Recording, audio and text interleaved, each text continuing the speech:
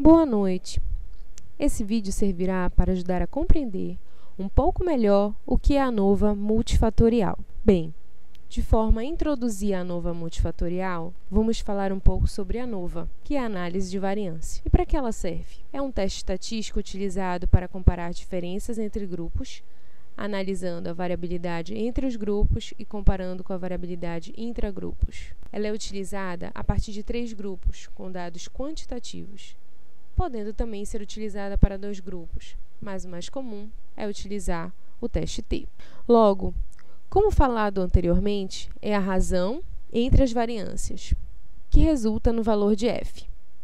Primeiramente, devemos definir as hipóteses do teste. Como exemplo, consideramos o desempenho das notas dos alunos de diferentes professores. Como hipótese nula, afirmamos que não existe diferença entre o desempenho das notas dos alunos de cada professor. E como hipótese alternativa, afirmamos que há pelo menos um professor com alunos que tenham desempenhos diferentes. Quando analisamos a distribuição, observamos uma sobreposição das distribuições das notas dos alunos, apresentando variabilidade e média de desempenho semelhantes. Sendo assim, se confirma a hipótese nula de não existe diferença. Já quando os grupos apresentam a variabilidade interna semelhante, porém as médias diferentes, observamos que as distribuições se distanciam, se nota pouca sobreposição, quanto mais diferentes as médias. Observamos uma maior variabilidade intergrupos do que intragrupo. Isto se deve ao efeito do tratamento, confirmando a hipótese alternativa de que pelo menos um professor teve alunos com desempenhos diferentes. Nessa condição, quanto maior a variabilidade intergrupo e menor a variabilidade intragrupo, maior o valor de f e menor o valor de p, tornando assim a diferença mais significante. Agora, por que não utilizar o teste T em múltiplas comparações? Vamos supor que eu tenho 4 grupos. Como hipótese nula, digo que o grupo A é igual ao grupo B, que é igual ao grupo C, que é igual ao grupo D. Quando eu for comparar uma média com a outra, se eu utilizar o teste T, terei 6 comparações.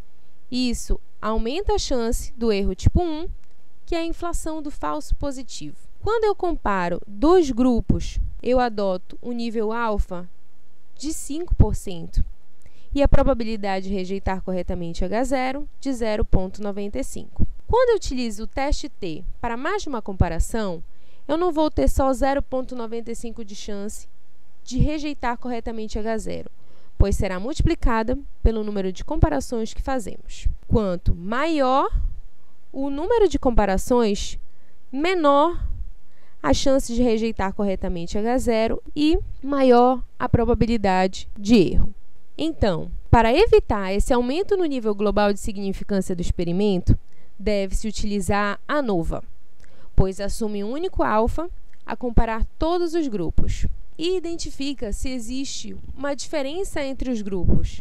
Se houver, usa-se um pós-teste, ou pós-hoc, para analisar onde está a diferença. Para utilizar a ANOVA, precisam ser cumpridos alguns requisitos. Primeiro, comparar 3 ou mais médias de grupos independentes com dados numéricos. Segundo, a amostra tem que ser casual, respeitando o princípio da randomização dos dados. Terceiro, os dados eles precisam ter distribuição normal dentro de cada grupo. E quarto, precisa ter homocedaticidade, que é a dispersão dos dados em torno da média, ou seja, a homogeneidade das variâncias, que é a semelhança das variâncias. Dentro da classificação da ANOVA, temos para testes paramétricos e para testes não paramétricos. Dentro dos testes paramétricos, temos a ANOVA 1 critério, quando apenas temos uma variável independente afetando a variável dependente. A ANOVA 2 critérios, quando eu tenho 2 ou mais variáveis independentes. A ANOVA fatorial A vezes B e a ANOVA fatorial A vezes B vezes C. E temos para testes não paramétricos, como o teste de Friedman, de Kruskal-Wallis, teste de Keck-Cochran. Porém, vamos nos ater mais na dos testes paramétricos, a partir da ANOVA 2 critérios, para falarmos da ANOVA multifatorial. A ANOVA dos critérios, ou two-way, ela serve para analisar dados de um bloco completo randomizado. É chamada assim por ter dois critérios. Um é o bloco ao qual a observação pertence e o grupo de tratamento a que está vinculado. Considerando o exemplo da resistência a fraturas de diferentes resinas em diferentes tempos de polimerização, onde as resinas são meu tratamento e os tempos são meu bloco, são as minhas variáveis independentes e a resistência à fratura a minha variável dependente. Sendo assim, se no meu experimento eu pretendo utilizar a ANOVA dos critérios, primeiro preciso introduzir os dados. Aqui eu utilizei o biostat e em seguida eu checo a normalidade. Como podemos ver, todas as distribuições apresentaram normalidade. Em seguida, seleciono a ANOVA dos critérios. E se o meu valor de P der significativo, isso prova que existe diferença em algum dos grupos.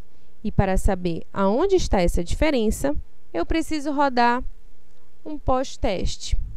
Em relação aos pós-testes ou pós-hoc, teste pós-hoc, temos Tukey, que geralmente é o mais utilizado, pois compara todos os grupos entre si. Tem o Dunnett, quando eu quiser comparar somente os grupos experimentais com o controle.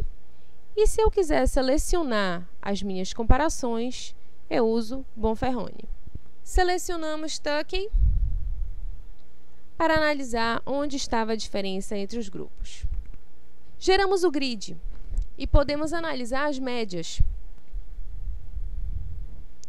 Notamos que existe diferença significativa em quase todas as médias, com exceção da média 2 com a 4, da 2 com a 6 e da 4 com a 6. E aqui, o P-tratamento, ele me diz se existe diferença entre os tratamentos. No caso, se existe diferença entre as resinas, entre os tipos de resina com relação à resistência à fratura.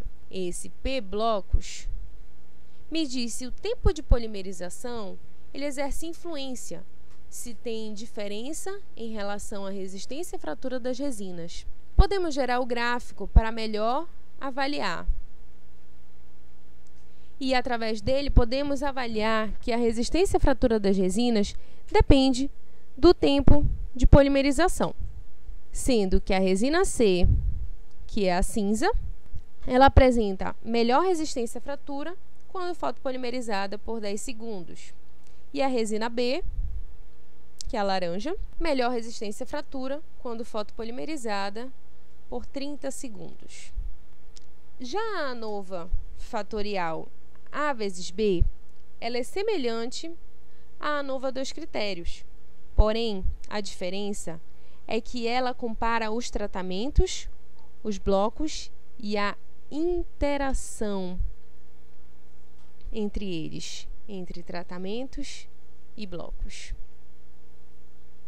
Então, eu tenho duas variáveis independentes afetando a minha variável dependente.